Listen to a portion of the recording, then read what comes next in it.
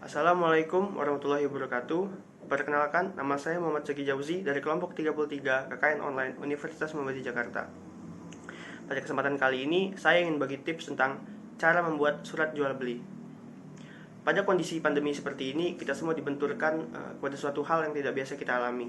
Beberapa dari kita pun terdampak dampak ekonomi, sehingga memaksa kita untuk terus bertahan hidup dengan cara berbagai macam.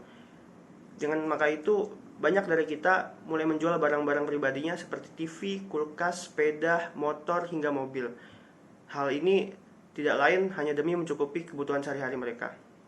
Namun, kita semua selaku penjual maupun pembeli harus berhati-hati dalam melakukan transaksi. Karena dalam kondisi seperti ini, tentu banyak oknum-oknum yang mengambil kesempatan pada transaksi ini, seperti menjual barang yang statusnya masih kredit, barang yang ternyata palsu, rusak, atau bahkan bukan miliknya. Maka dari itu, surat jual beli dibutuhkan sebagai komitmen dari kedua belah pihak antara penjual dan pembeli atas kesediaannya untuk melakukan transaksi dengan apa yang telah disepakati dengan membuat kesepakatan hak dan kewajiban kedua belah pihak. Nah,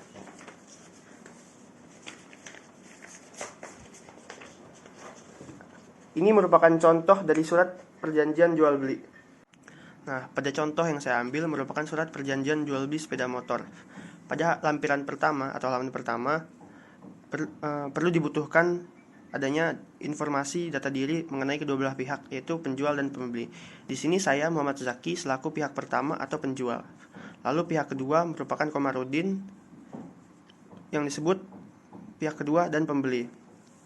Lalu ada pasal per pasal. Pasal per pasal ini mengenai uraian mengenai isi materi dari apa yang diperjanjikan.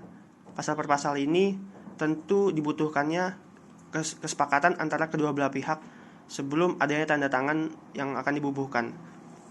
Gunanya apa? Gunanya pasal per pasal ini dibutuhkan agar sehingga tidak adanya hal yang merugikan bagi kedua belah para pihak. Pada pasal pertama yaitu dicantumkan mengenai barang apa yang akan diperjualbelikan. Pada contoh pertama yaitu adalah motor Yamaha Mio tahun 2008 warna hitam dan kondisinya bekas. Ini adalah contoh plat nomor, nomor rangka, dan nomor mesin. Semua perlu harus dicantumkan sebagai bukti atau data bahwa itu adalah yang benar-benar diperjualbelikan. Lalu pasal kedua bisa kita lihat, pasal ketiga, keempat, masuk ke pasal 5, pasal 6, dan pasal 7. Pasal 7 merupakan kesepakatan mengenai harga yang ditentukan oleh penjual dan pembeli. Di sini contoh kesepakatannya adalah seharga 5 juta rupiah dan dibayarkan secara tunai oleh pembeli kepada penjual. Masuk pasal 8, pasal 9, dan pasal 10. Jika tidak ada keberatan bagi para pembeli dan para penjual, maka boleh langsung membubuhkan tanda tangan pada kolom yang sudah tersedia. Untuk penggunaan materai dibubuhkan kepada bagian penjual, karena pemilik aset atau sebagai pemberi atau yang bertanggung jawab atas barang yang akan diperjualbelikan adalah penjual. Maka dari itu surat ini akan dipegang oleh para pembeli atau pihak kedua. Nah, setelah penjelasan tersebut kita juga perlu tahu mengenai syarat sahnya suatu perjanjian. Yang pertama yaitu kecakapan para pihak, yaitu sudah melewati batas umur 21 tahun atau sudah menikah. Yang kedua yaitu ada kesepakatan dari kedua belah pihak. Dan yang ketiga adalah halalnya suatu perjanjian atau sebabnya.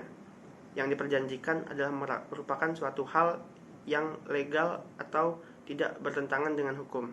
Untuk contoh atau format jual beli yang saya contohkan tadi, atau bisa dibilang surat perjanjian jual beli motor, bisa dilihat pada kolom deskripsi di link YouTube. Mungkin itu saja dari saya, kurang lebihnya mohon maaf. Bila fisabilillah haq fastabiqul khairat. Assalamualaikum warahmatullahi wabarakatuh.